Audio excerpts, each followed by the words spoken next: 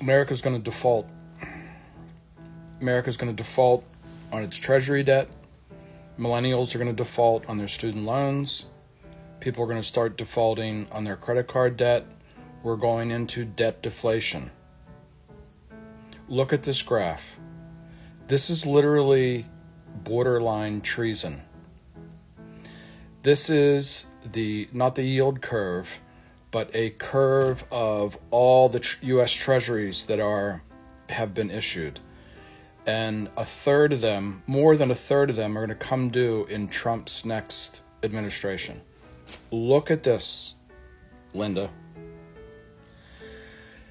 Jay Powell and Janet Yellen have loaded the entire corporation up on their line of credit. Look at this graph. We couldn't issue 10 and 20 and 15 and 25 and 30-year bonds for the last 4 years. We've paid for the fucking war in Ukraine, the destruction of Gaza, the fake housing thing where we brought interest rates back down, and as soon as they did that, interest rates went up. Because look at this graph, people. This is the scariest graph in all of fucking finance. And you're not going to see it anywhere else. By the way, shout out to Process for Growth Consulting. I use a lot of his stuff, and I always try to reference him. Process for Growth Consulting. Once a week, go look at his stuff, and he does a deep dive on this. Now, what does this mean? This means that Trump has to roll over $10 trillion in his administration. This is a setup to destroy the next administration. Okay, now we're doing the thing with the BRICS. If you try to get off the dollar, we're going to put 100% tariff on your goods. Like, it's going to get worse under Trump, people. I know everybody wants to celebrate red and blue, but this doesn't have anything to do with fucking red and blue, okay? This is the credit of the United States of America. And if this were a corporation, that CFO who put this balance sheet together would be liable. This is like Enron shit. Think about a government. What does a government do?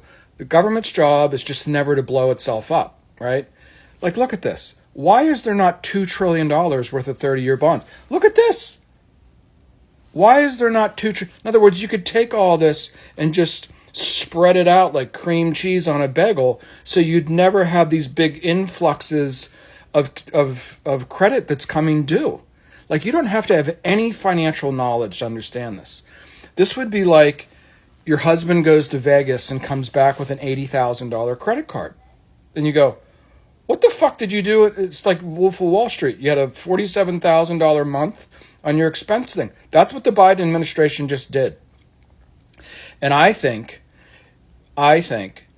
that it is conceivable that Trump will bury Jay Powell. Because what they're going to do is they're going to go in, and if Patel is the FBI agent, he's going to go, we need to see the correspondence between Jay Powell and Janet Yellen that created this. It created this $10 trillion bomb that's about to go off.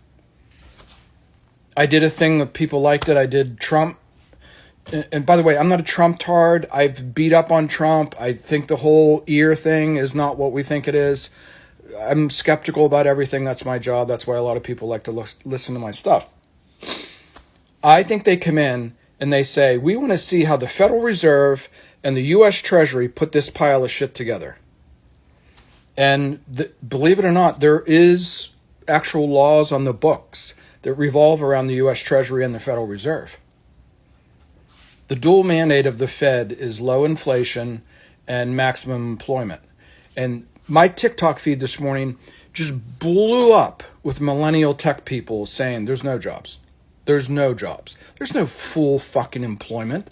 You'd have to be a goof to believe that. All the numbers are wrong. All the numbers are bullshit. It's $7 for a jar of mayonnaise, and we have to roll over $10 trillion in the next Trump administration. Okay, so where do we go from here?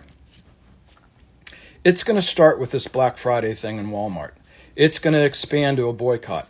people are going to be like, I'm not paying $100 so I can check out my own groceries or go stand in the fucking line in this, 100,000 square foot building, and I have to wait in line for 25 minutes because you won't hire somebody else to run to check out the groceries. We are on the verge of something. You have to do the fourth turning thing. Okay, baby boomers.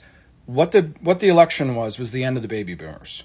Okay, MSNBC's over. 50,000 people, 24 to 55, watch MSNBC.